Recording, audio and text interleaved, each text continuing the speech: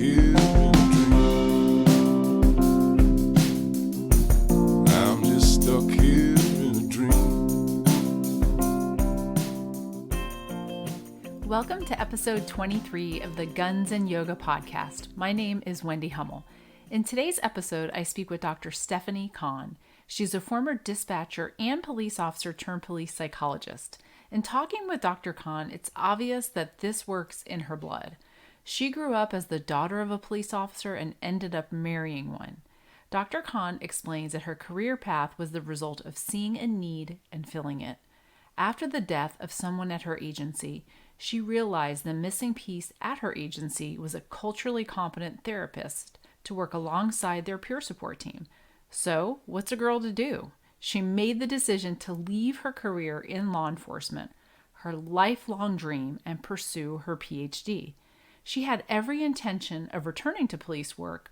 Although that didn't happen exactly the way that she has planned, the work she now does with peer support teams and first responders locally and across the nation is vitally important. Dr. Conn is also the author of Increasing Resilience in Police and Emergency Personnel. She's considered an expert in her field and does trainings across the nation. In this episode, we discuss so many important and relevant topics, one of which is police identity. Dr. Conn discusses research from her book in which she notes that personality changes within the first 6 months of a recruit entering the academy. She gives an account of an interview with a career firefighter who said he didn't want to retire simply because, quote, he didn't want to go from a hero to a zero. Dr. Conn trains on the topic of resilience and can't stress enough how first responders must not defer a life of enjoyment for the day after they retire. She specifically mentions those who never take sick time and sacrifice relationships and all other areas of their life for the job. Dr. Conn explains the hazards of organizational betrayal and moral injury and the compounding impact of feeling betrayed by those who are supposed to be looking out for you and how this could lead to undermining our faith in humanity. She explains the connect and protect theory in neuroscience, which is if I can't connect to you because I have to protect myself against you, then maybe that's what I need to do and protect myself from everyone else too. We talk about peer support, what makes a good first responder clinician, and her TEAM acronym, which stands for Therapy, Educators, Assist, and Management, when referring to the myriad of skill sets of a culturally competent clinician. If you find any value in this episode, which I'm sure you will, it's rich in content. Please share it, give us a review, and if you'd like to be notified of future episodes, you can subscribe on our Podbean website or email us at wendy@bluelineyoga.com. Welcome to the show, Dr. Conn. Hi, thanks for having me. Yeah, I'm so glad to have you. I've kind of been, stalking you or watching you for several years now without you knowing it. Oh boy. Not in the creepy way, I promise, but I did buy your book a few years ago when it came out, Increasing Resilience in Police and Emergency Personnel. Highly recommend it. I was actually looking back on it before we got started just to prep a little bit, and I'm the kind of person that always writes in the margins and has a bunch of notes and earmarks things, so that's how I know how much I enjoyed a book when I've got that. Nice. Yeah, same. I could pull any of these books out behind me, and it's like the ones that have like every fifth page, the corners bent down. I'm like, yeah.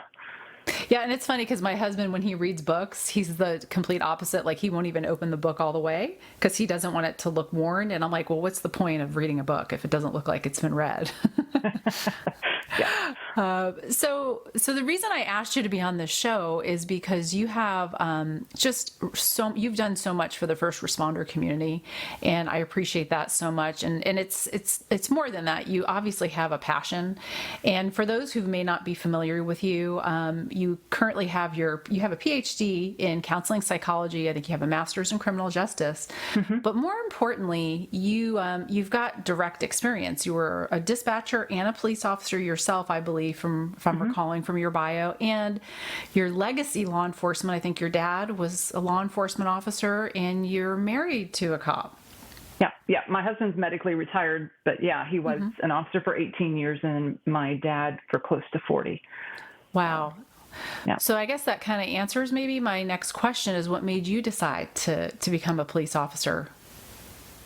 Yeah, I mean, it's interesting because when I got into dispatching, I was in my early 20s, and I was familiar with the dispatchers at my dad's station because he worked for a small agency, and I thought that's a noble profession. That's something interesting that I can do. And I was getting my undergrad in psychology, and this is important and interesting, and one day I'll like kind of thing. And then the more I sat there and did dispatching, I loved it, but I kind of felt that pull to the other side of the radio, and really wanted to kind of get my hands in other things out there. And so, and I used to read my dad's criminology and criminal justice books as a nerdy kid, and go on unofficial ride-alongs with my dad because he would do a lot of meeting with undercover officers or other people that he was working with, or they would have the unofficial roll call in the kitchen table in the house. And so I had a love and an interest and respect for it from a very, very early age. And so it just made a whole lot of sense for me to go into that profession. And I saw it as a lifelong profession, that I would do that. And I loved it. I worked for Fort Worth Police, and I really loved what I did. I mean, the shift work is always going to suck, but that it is what it is. Yeah, but when you're young and you're motivated and you're gung-ho, those things don't seem to make as big of a difference as they do as we get older. At least that's what I found. Yeah. So you were behind the headset, or under the headset, I should say, for a little bit, and then you became a cop. For how long before you left? For 9 years, and that was not my intention, interestingly, because when I was an officer, I was a peer support team member, and we had one of my coworkers was shot and killed in the line of duty, and we had a police psychologist at the time that was a great resource for us during our time of grief. And then a year later, almost to the day, just a couple of weeks apart, another one of my coworkers was killed in the line of duty, and we had moved from a police psychologist to a city psychologist who didn't understand the profession, who'd spent no time with us. Because I was a peer support team member, I had spent some time with her, just in the training capacity, and her meeting with us, but nobody else really knew her, and she didn't really know anybody else, and didn't put forth the effort to learn. Well, actually, I learned later. She did a ride along and then said, "Stop the car. I don't know how you guys do this stuff. Let me out of the car. The ride along's over." And so when Dwayne, my coworker, was killed, and she was the psychologist for the agency, or for the city, I'm trying to read the room, and I'm like, there's this kind of rumbling. Who's this stranger in our house talking about our fallen brother? And she read the room as well and asked me to step forward and kind of take the crisis mobilization briefing from there, which I did. And I had people talking to me about, hey, can I talk to you about this issue? Can I talk to you about that issue? And I'm like, of course, I'm a peer supporter. That's what we do. But then they said, no, they wouldn't take a referral to anyone else because there wasn't really anyone out there, as I looked to try to see where I could do kind of the warm handoff to someone else that understood the culture. So my intention was to go to counseling school and then return to policing once I had finished counseling school, because I couldn't do both at the same time. It's too grueling. And then when I got out of my doctorate and said, okay, I've maintained my physical fitness, I can still go back and re-up. And I just was so busy, there was no returning. And I haven't given up despite the civil unrest in the last year. I still think it's a noble profession. So there's still a part of me that goes, well, I have a Tuesday, Thursday night reserve academy that if I did a couple of 2 or 3 shifts a month, it could still do my practice and maintain the clean boundaries. So it was never my intent to leave the profession, because I have a lot of people wonder, did I leave because I had a critical event and now I'm going and saving everyone else as I was saved, kind of thing. And I'm like, no, that really wasn't how that worked. Well, it sounds like it's in your blood. You're so passionate about it when you talk about it, and that's obviously what makes you so good at what you do. So yeah, let's just go back for just a sec. So right now you're living in Oregon currently. Is that where you grew up? Is that where your dad worked? Okay. No, where are you from? No, I grew up in Texas. Okay. Just outside the Dallas-Fort Worth Metroplex, and I was an officer for Fort Worth Police. And so, and my dad was in the town that I grew up in, about an hour or so west. And so we we were there. That's where my husband was an officer for 10 years. My husband and I married and honeymooned in Vancouver, British Columbia.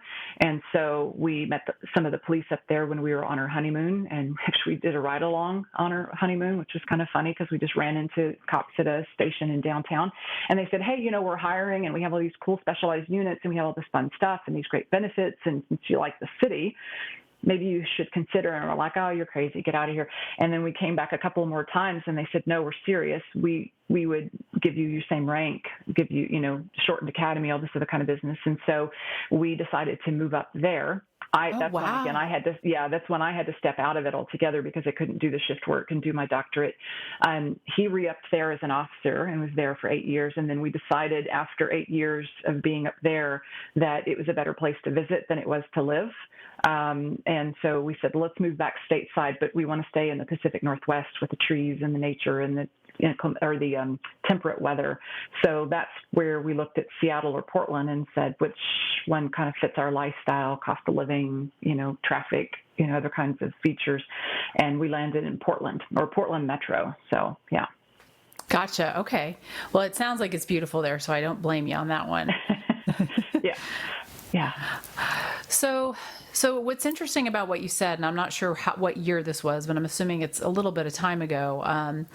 Even though you did peer support, you saw a need. There was a gap there where you talked about, yes, there was someone who was there to fill a role as a therapist, as a psychologist, but they even recognized that they weren't qualified to work with, with police officers. And that, I ask anyone I can who's a therapist that comes on the podcast is to just address that for a minute, because I always like to hear everyone's take on culturally competent therapists, people who think that they want to work with this population that aren't like you, that didn't come from it, that don't understand it.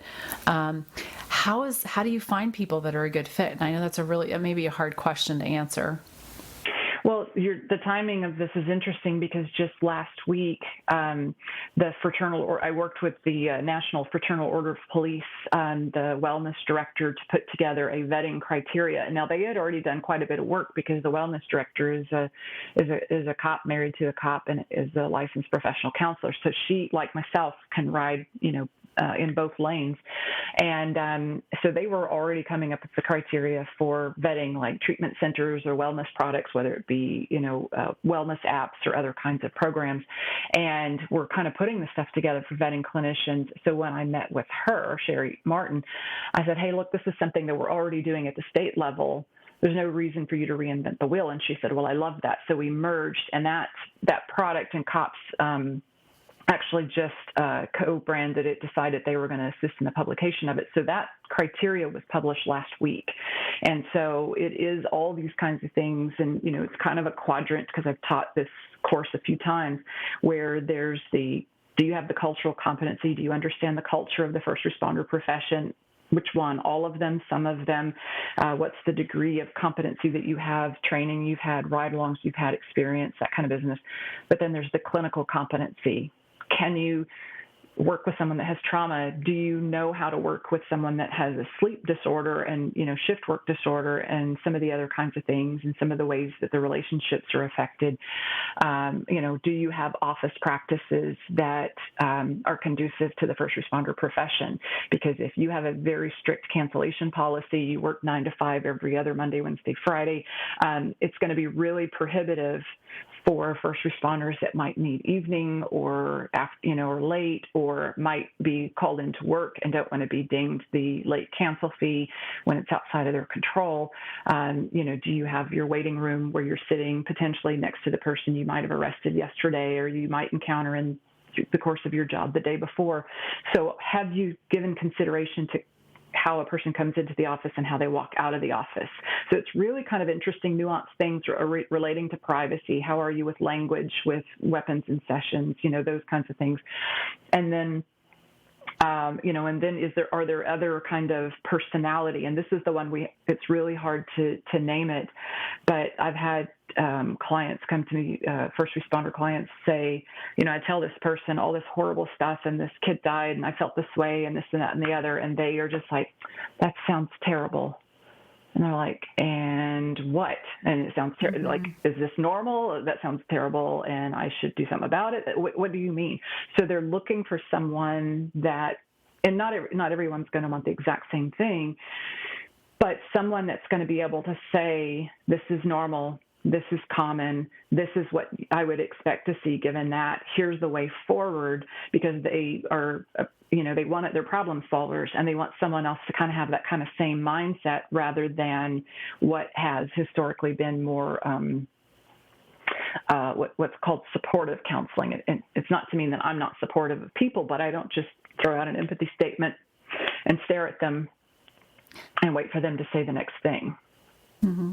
Yeah, it's kind of funny because I'm not a trained therapist, but it sounds a lot like we do during peer support, actually. Yeah. So I appreciate you bringing up the COPS publication that you worked on.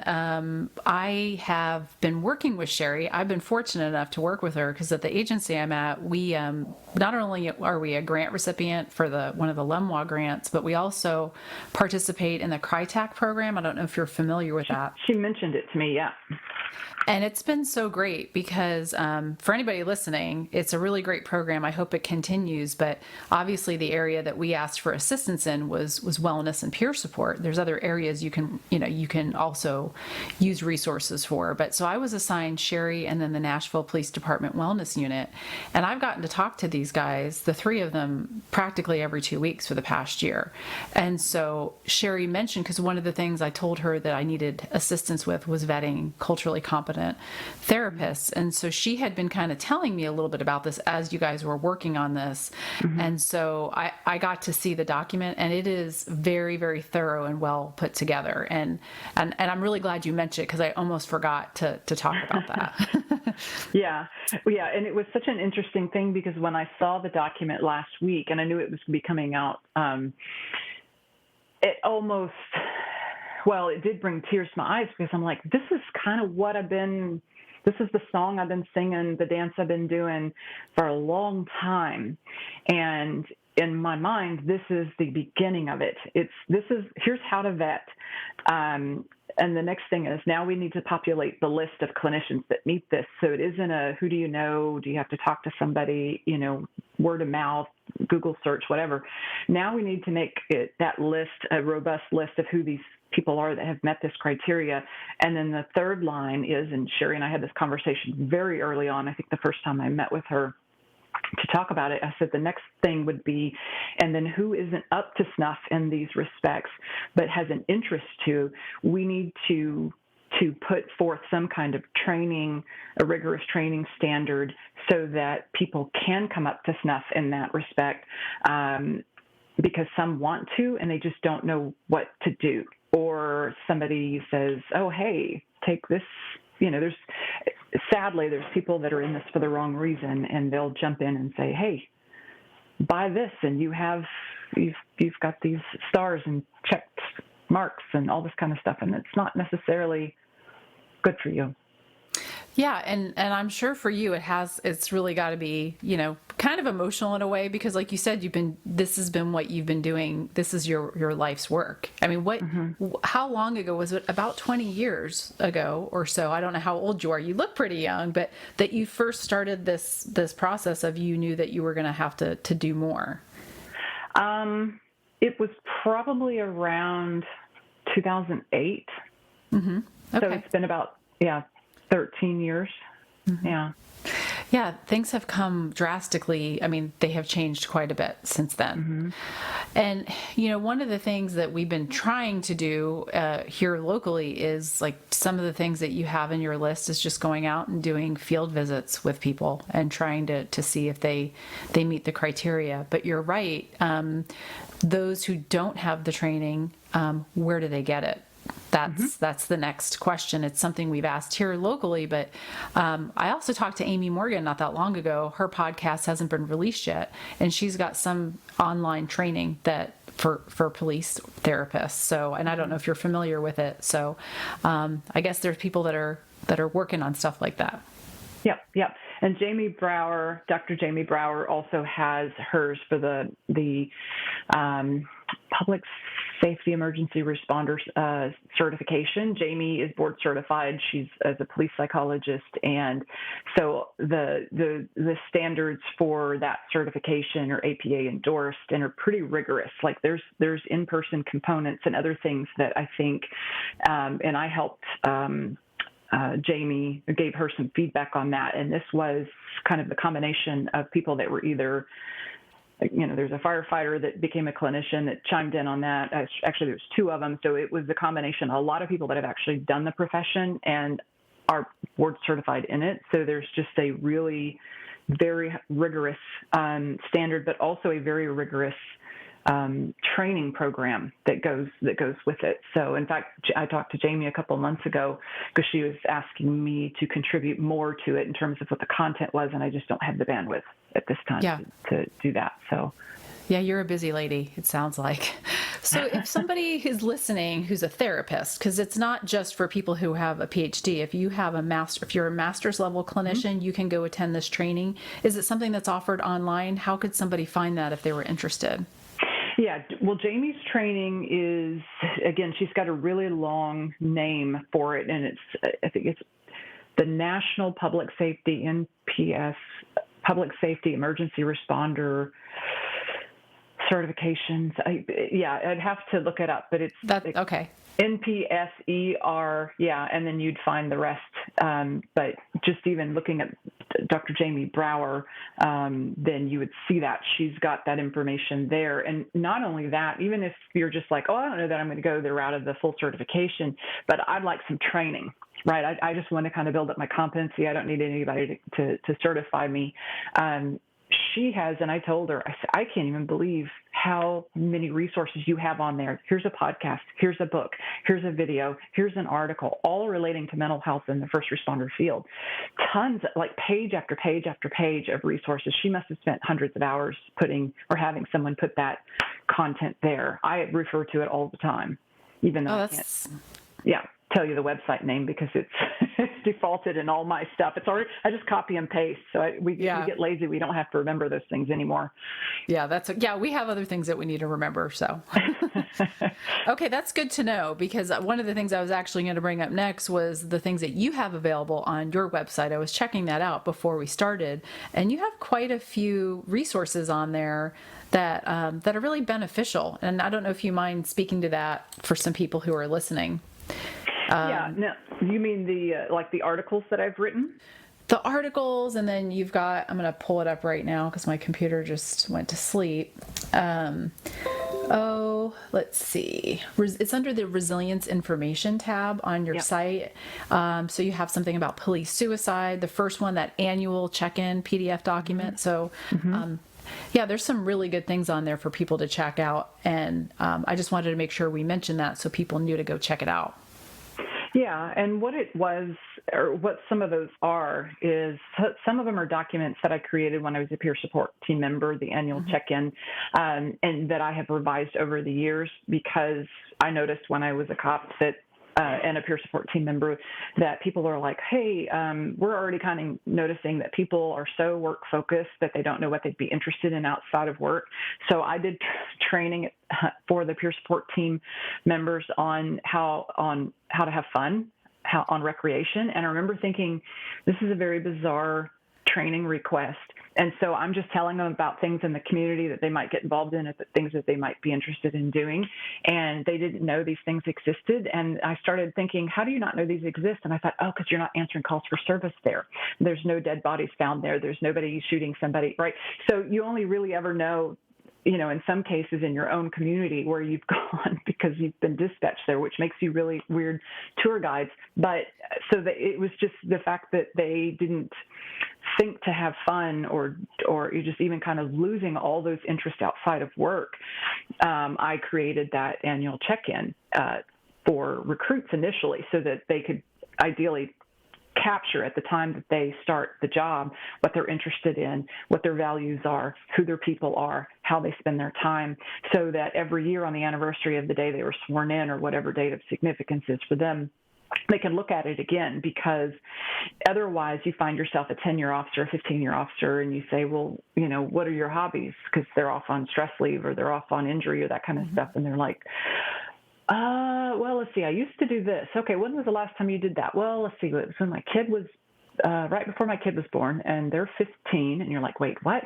But then I've actually started, as I'm doing resilience training, I'm sharing that revised annual check-in with seasoned first responders, and we're having conversations about how they've changed and their interests have changed, and that part of being resilient, a huge part of being resilient, is being aware of how you're not resilient, or what you're doing that's helping you, or what you're doing that's not helping you, or what you're not doing that would help you.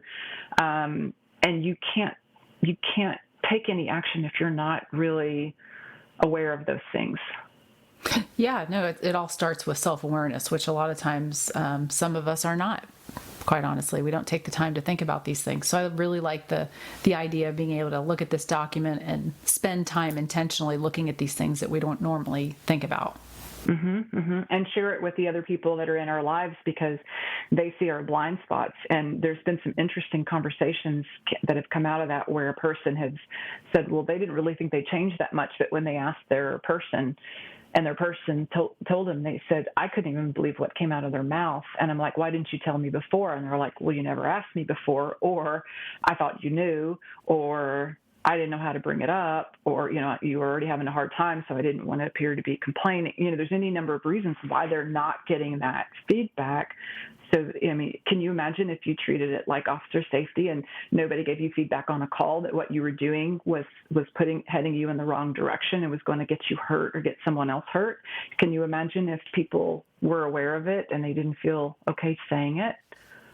Yeah, that's such a good point, because one of the things that I think suffers, quite honestly, a lot is relationships and family. And we don't really ever learn the right way to communicate. You just have to kind of figure it out. There's no classes that we've gone to. And then you add on this kind of profession. It's something that we're really trying to bring awareness to at our agency. We haven't really done anything about it yet. But I think it's so important, because you're right. We take it for granted. Yeah, so that's one document, and the other documents are just like kind of one-pagers here or there relating to EMDR or trauma or other things. I think I have a personal resilience plan on there, and part of the things that are on there is because when I go around and do resilience training, I give these people the documents as just like in paper for them to work through them in the class, because there's awareness precedes change.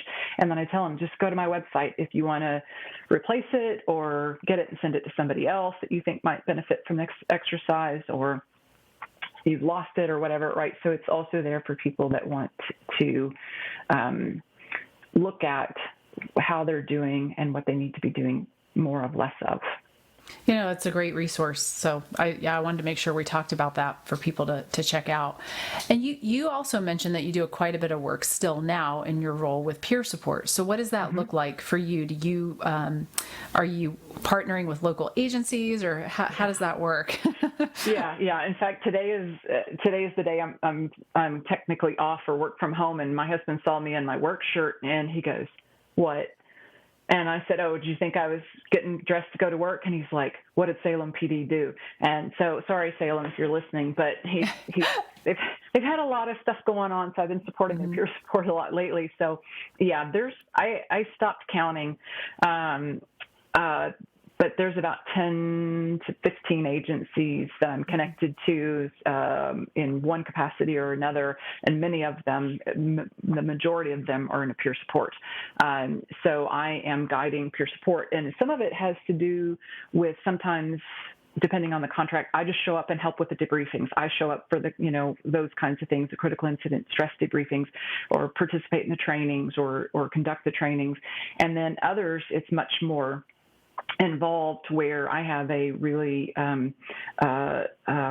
comprehensive contract with the agency, with the peer support team. So like last week, one of the peer support team members texted me and said, I have an issue. Can you please call me?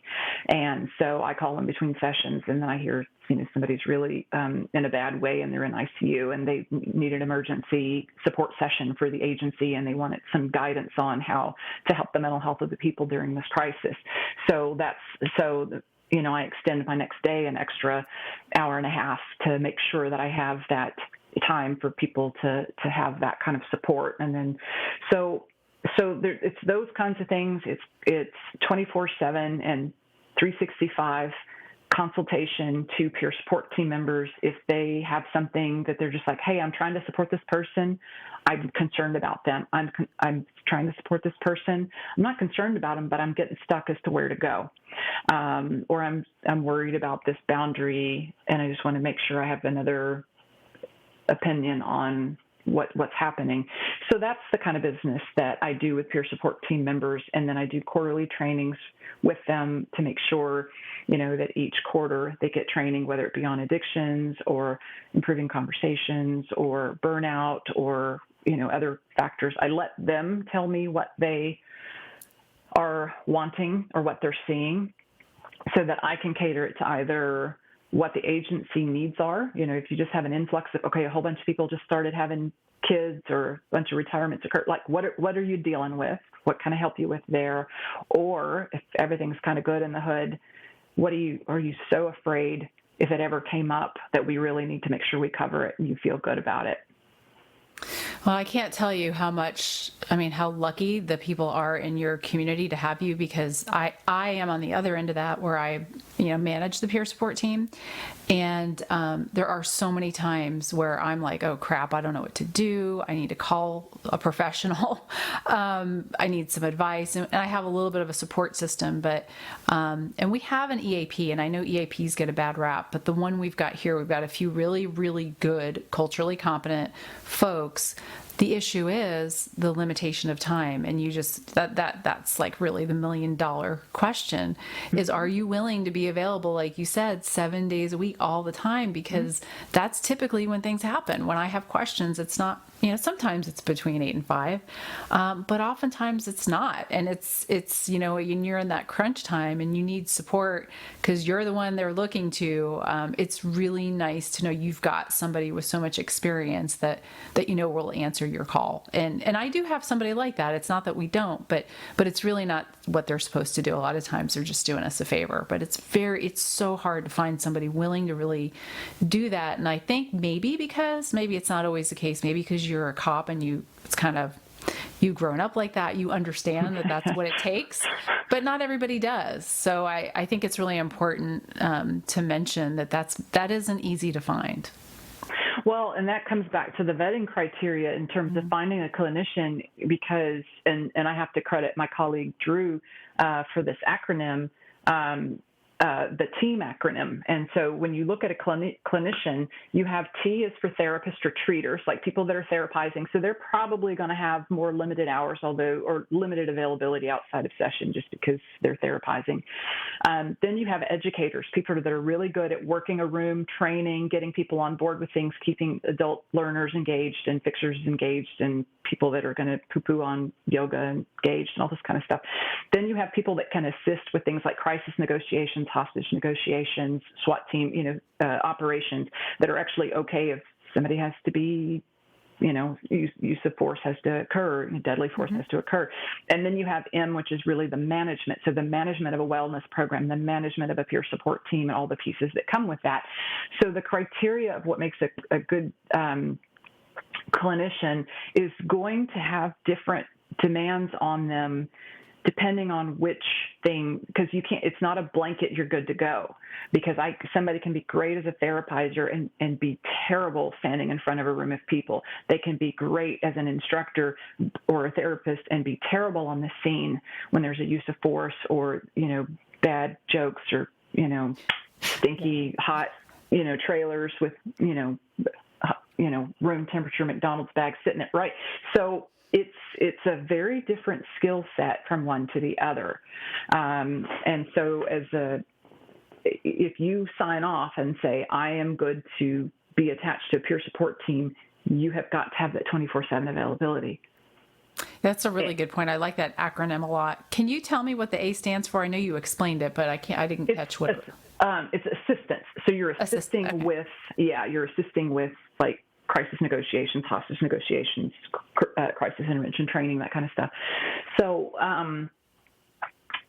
and so that's the thing, and it's not for everybody, and it's not that I don't have boundaries or self-respect or those kinds of things, but if I am not going to be available, then I have someone who is my point person.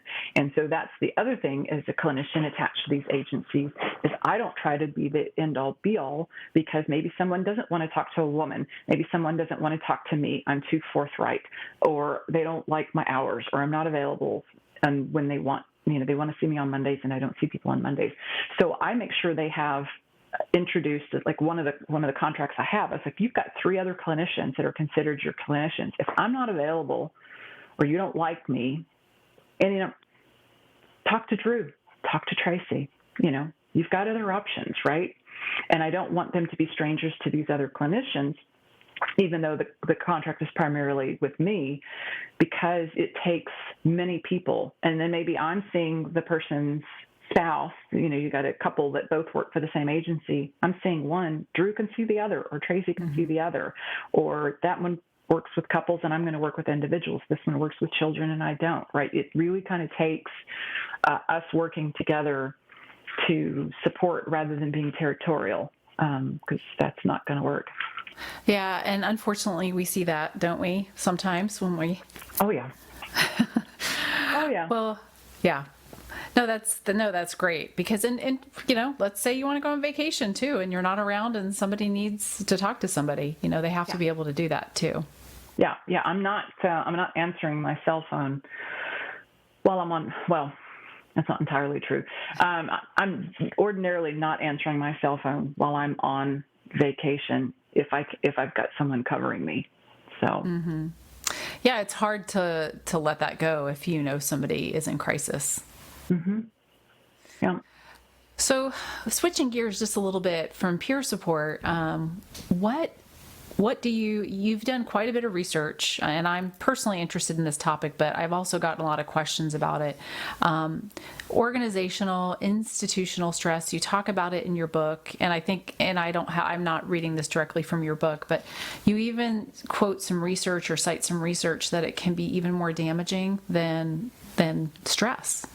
Than critical stress. Can you talk about that a little bit, especially given just the current, temperature with law enforcement and all of that? Yeah. When I do resilience courses and I ask people, okay, how many of you have had a course on resilience or stress management? Stress management, about a third of the room, resilience, about 10 to 25% of the room will raise their hand. And I say, how many of you have had a course on organizational betrayal? Right? Or organizational hassles, like even in the best departments, right? There's going to be a feeling of being betrayed or the hassles of, administrative processes and that kind of stuff. And my dad was a chief for half his career. So I understand they sometimes get villainized because the chief's done the line officer's job, but the line officer's never done the chief's job. So that there's not always a clear understanding of decision-making, and there's not always enough transparency there. Can't always be that a level of transparency there.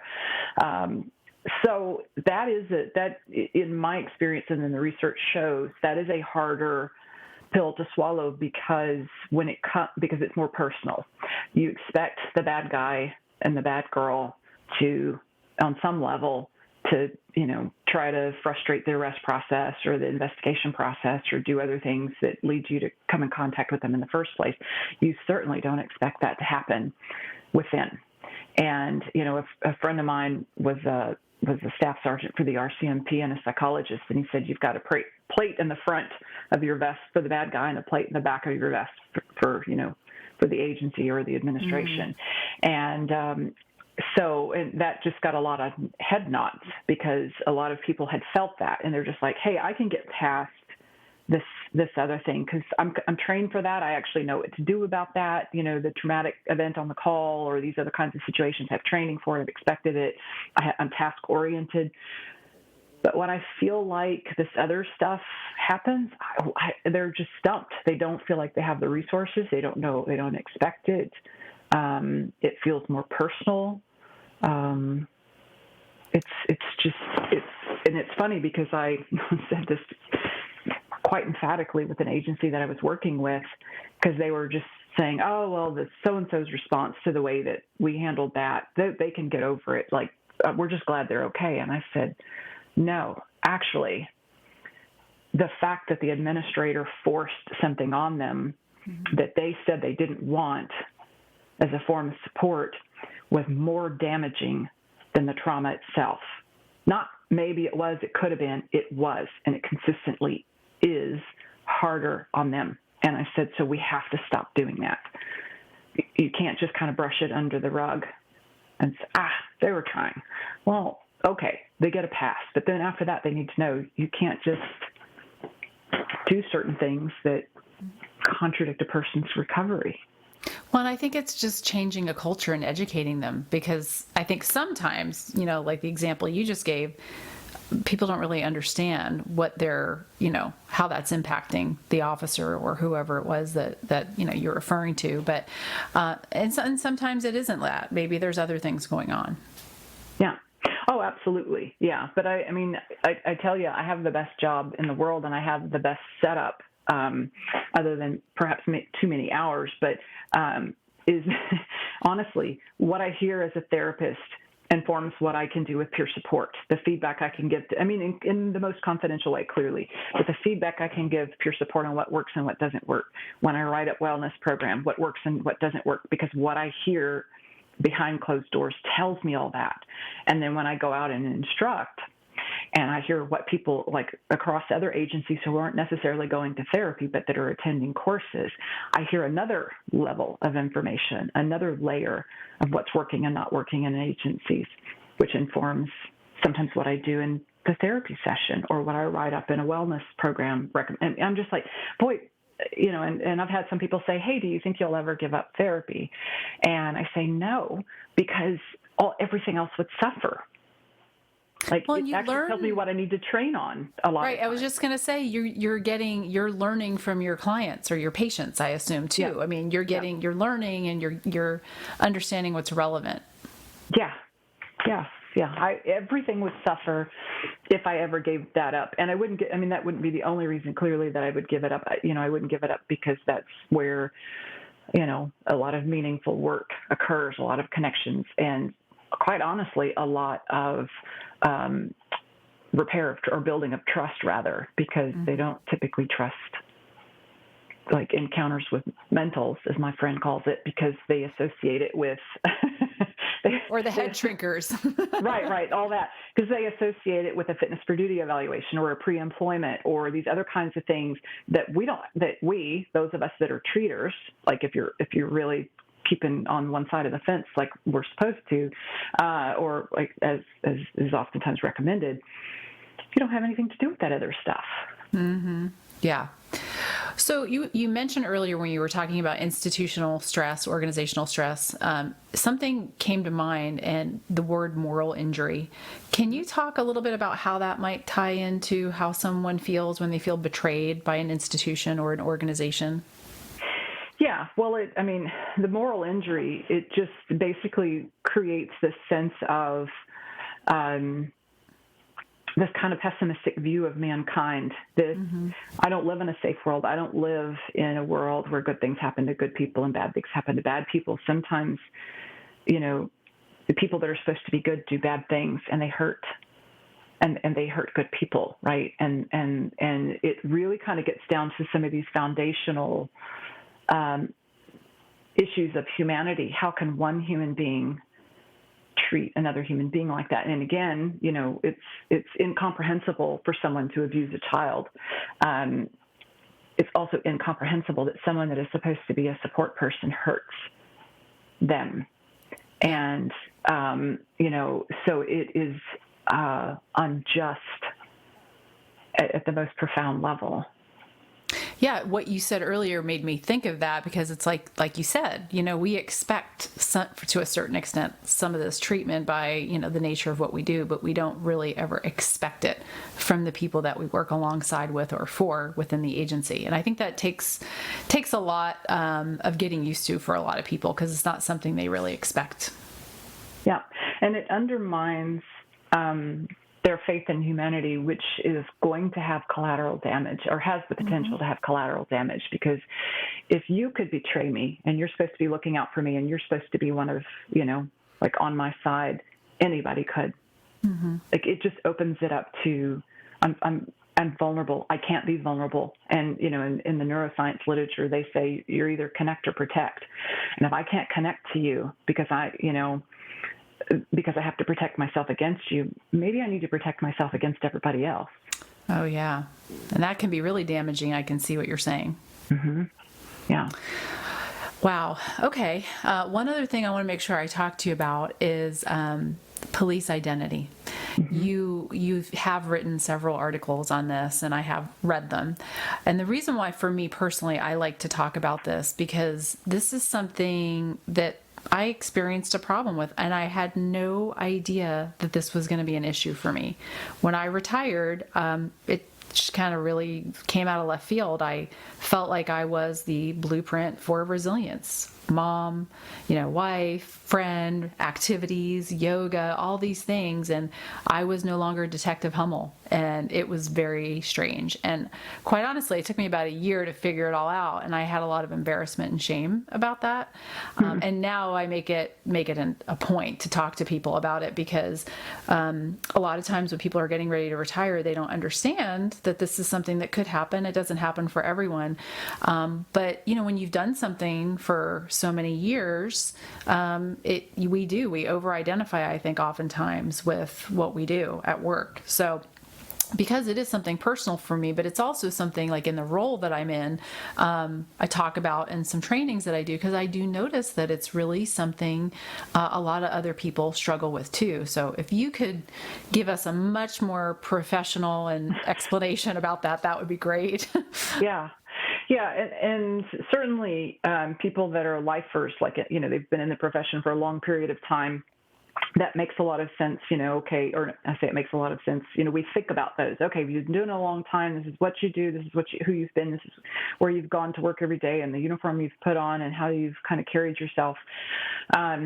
But it actually happens, and the research shows it happens very early in the process.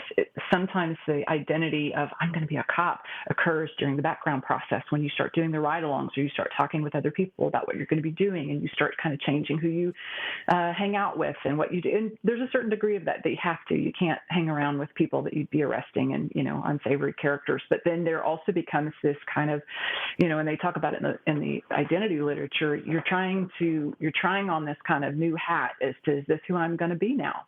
So very early on, and then even in the academy process, and I think his first name is James, Conn She talks about it when in his research, he said in the first 6 months, there's a personality change right out of the gate, as they're already starting to prepare for this.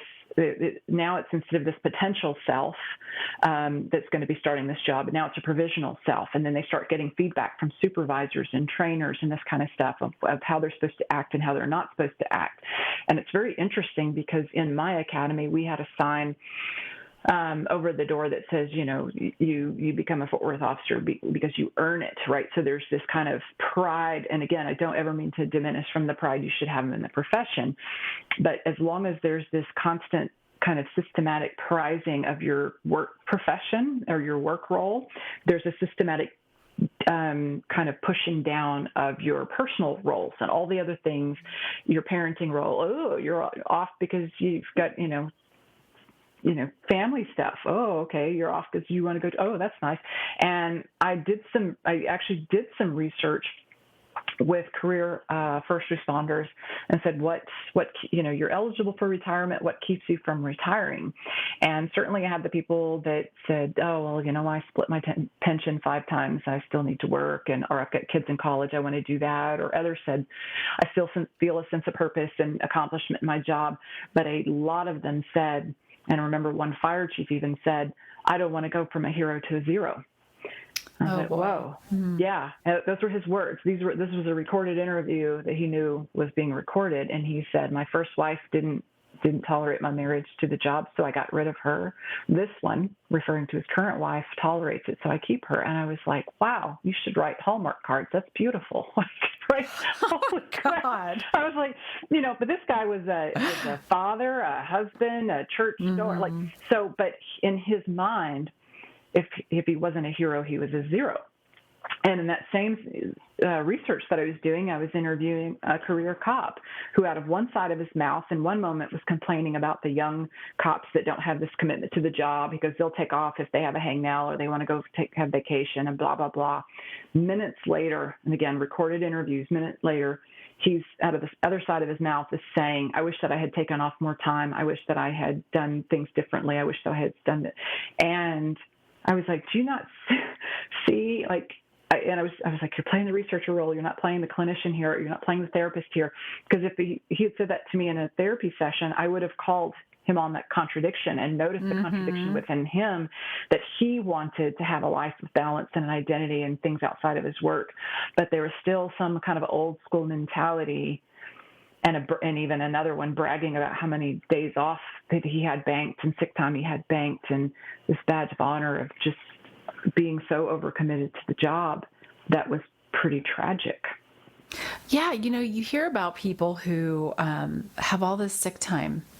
And, as a female and having kids, I didn't get to build up as much sick time before I retired. I still had quite a bit, but it's almost like this badge of honor that people have all this time when they retire and vacation time too. It's like, why didn't you take it? I guess that's something I've never really understood, that people they kind of almost wear it as a badge of honor. Like, I've got all this vacation and I'm in quote unquote use or lose. And so because they don't take the time because they're at work. Right. Yeah. They're deferring living. Right. They're deferring a life of enjoyment. They're deferring that. And that is not a life well lived. If you can be happy when you retire. Yeah. Right. If it's contingent on that versus doing it along the way, because it's going to affect your relationships. It's going to affect your health. It's going to affect your longevity, those kinds of things. I remember one officer that I was talking to, and again, this was an interview where he said that he went to the funeral of one of his coworkers, and the son of his coworker that died said, "You knew my dad better than I did." And he said that was that moment where he was like, that is not going to be my child walking up to my coworker saying that my coworkers knew me better than my own children, because that was that moment where I said things have to be different for me. And so then he started trying to make sure he was having a life and identity outside of his work role, his work identity. Yeah, and that's why it's so important. And I know this is probably what drives you when you do your training, is to instill that in the younger generation so that they will learn from, the older generation and maybe not repeat those mistakes. And I share the story that the 4 months before my dad died, the last time that I actually saw him in person, I went back to Texas to see him, and he and I was my father's daughter. I mean, I was a daddy's girl my whole life. Well, maybe not my teenage years, but that's pretty normal for a cop's daughter. That is very normal. but aside of that, I was still his daughter. But aside of that, I was always a daddy's girl, and we had a moment where it was just he and I. And this was my father was a very stoic man. I watched him at his mom's funeral. He didn't cry. I remember being confused that he didn't cry at his mom's funeral, because I thought, this is really strange. Does he not care?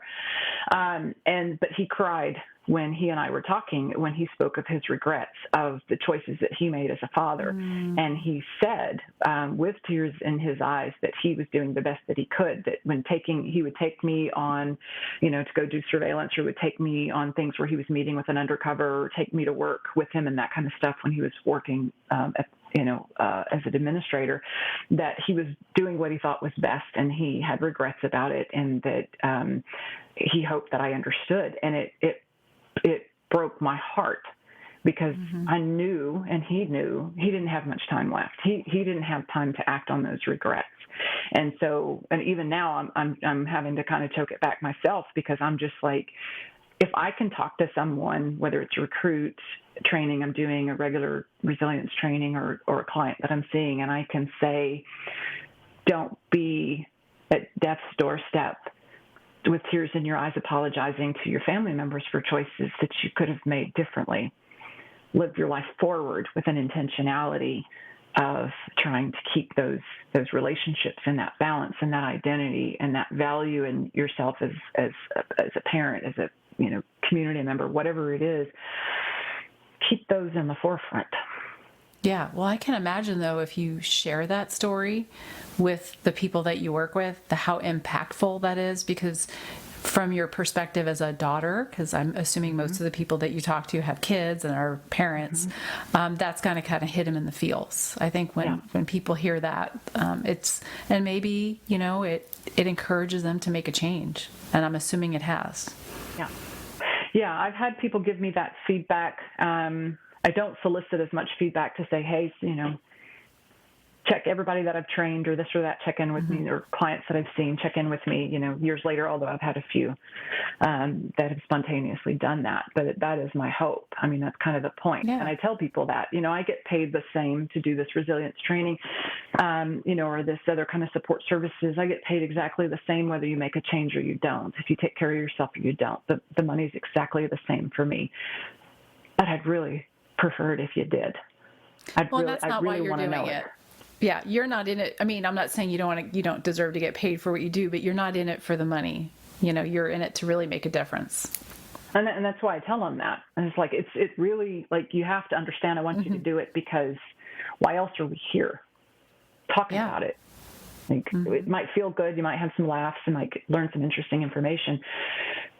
But if nothing changes, nothing changes. Right. So what you were referring to earlier when you interviewed these people in retirement, is that something that's an article, or is that available somewhere, or is that something you're still working on?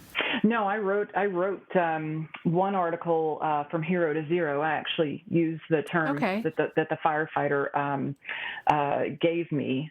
So I wrote the article from hero to zero, and I don't know if that's on my website or not, but obviously I have that as a PDF. And then there's a certain degree of that that's in my book as well, because a lot of the research that I did, I funneled into that. And then I wrote an article, The Evolving Identity of a Police Officer.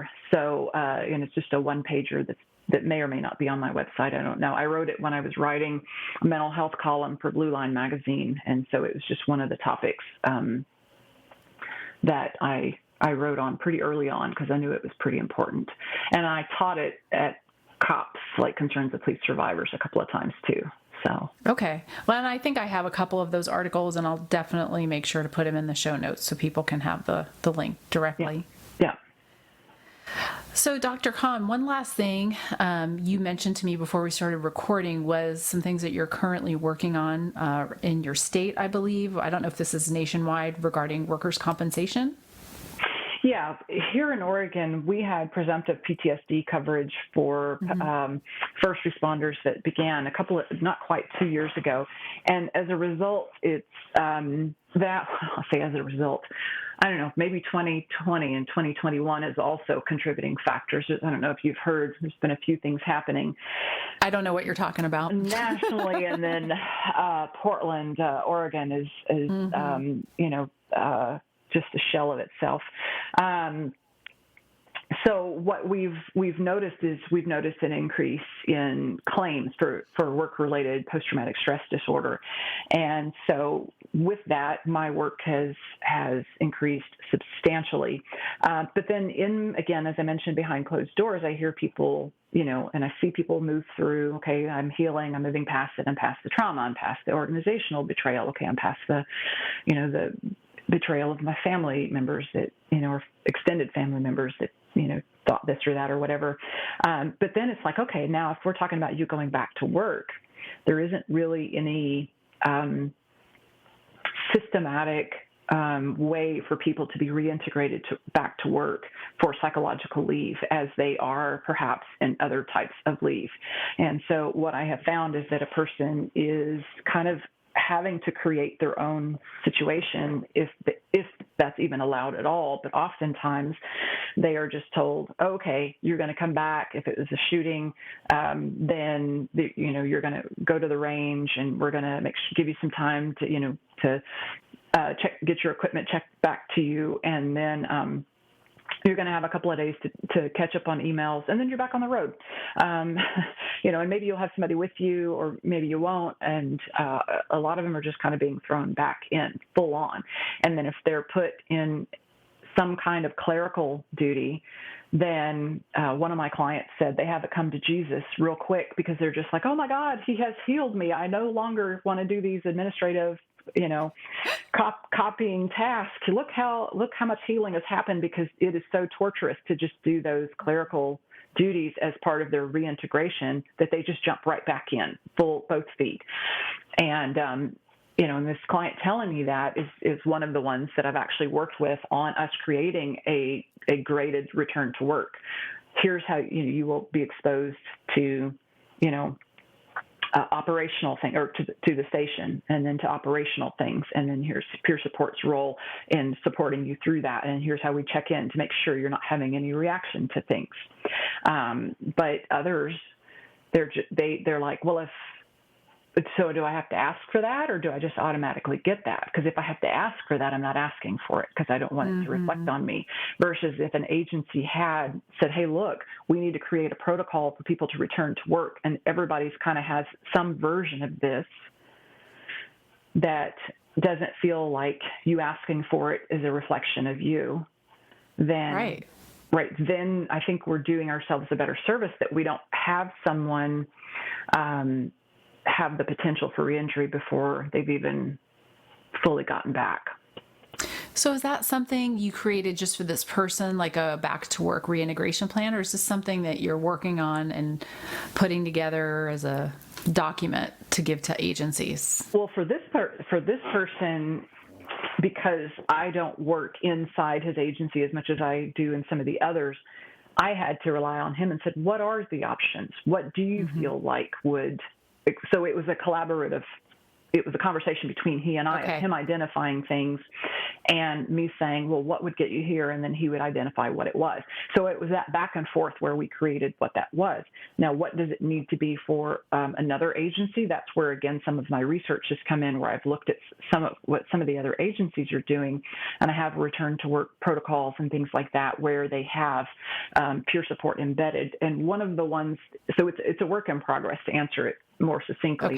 But Edmonton Police up in Canada, and I'm not citing it because I lived in Canada for a while, but rather I was actually directed. They said, oh, you need to actually look at what Edmonton Police is doing, because they talk about it on this podcast, Bend Don't Break, where the two architects of this return to work program are being interviewed in this podcast, where they talk about, here's what we found, here's what we do, here's how we do it.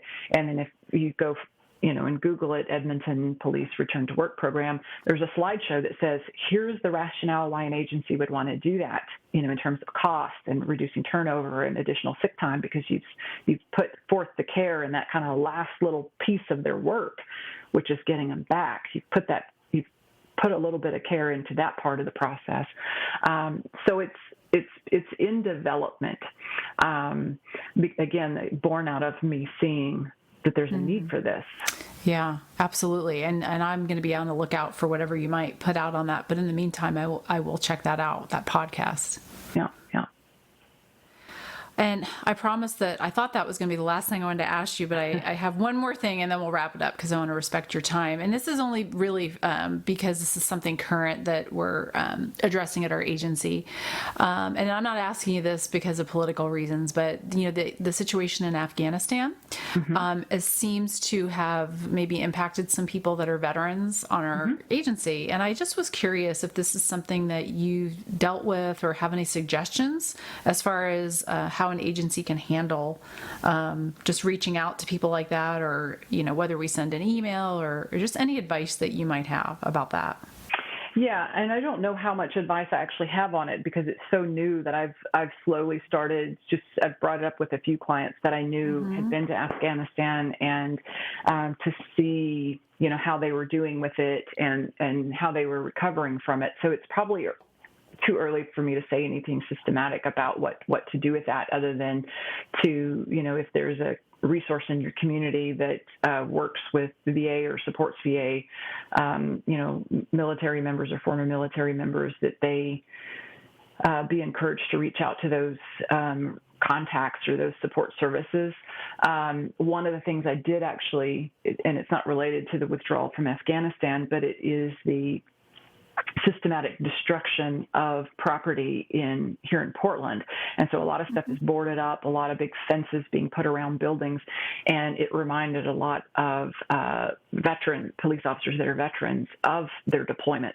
And so okay. that was something to be considered, that they may have people having unexpected responses to seeing that kind of environmental changes that could take them back to deployment traumas and memories. Mm-hmm. Well, thank you for that. I appreciate it, because it's just, not obviously being a military veteran myself, not really knowing, what that's like, but wanting to make sure that we support people if they need it. Yeah. And the one that I checked in on about that yesterday or day before, he's so well resourced. He had already checked in with his people, his pod of people that had that shared experience, to support each other on it. So that was a good thing, is that he felt that community was already there, and it's an insular community. So that's why I say sometimes it's not trying to be a replacement for those kinds of supports that are already there, but reminding people that those supports are there, because that's where the most, I guess, in that respect, culturally competent support would be. Yeah. Yes. Well, I really appreciate your time. It's been so great for me to talk to you. Again, like I said, I've been kind of watching you for a while, and that really sounds creepy, but I don't mean it like that. I have a lot of respect. Yeah. What were you going to say? Yeah, I was going to say, as long as you're not the guy that was sending me pictures of his foot in women's socks. That's not me. Asking me for therapy in the middle of the night. And I was like, oh, yeah, no, that's not how that works. That's kind of funny, because that actually reminds me of a case where I worked years ago when I was in sex crimes with foot fetish. So it is real. Yep, But no, in all seriousness, I really respect everything that you're doing. And thank you so much for what you do. And it's been a pleasure. So if anyone wants to find you, could you just really briefly tell us about your website, where we can find your book and all the things? Not for people to stalk you, but just for them to find you. Yes. Well, it's easy. It's my website is firstresponderpsychology.com. So first is spelled out, responderpsychology.com. My book is actually on the landing page of that. You can get it from me, and then I just ship it with or without a message from the link there. It's also found on Amazon. If you want to get one quicker and pay more and all that kind of business, you can get it at Amazon as well. Yeah. Great. Well, thank you so much, Dr. Conn. Of course. All right. Thank you for having me. I appreciate it. Yeah, take care.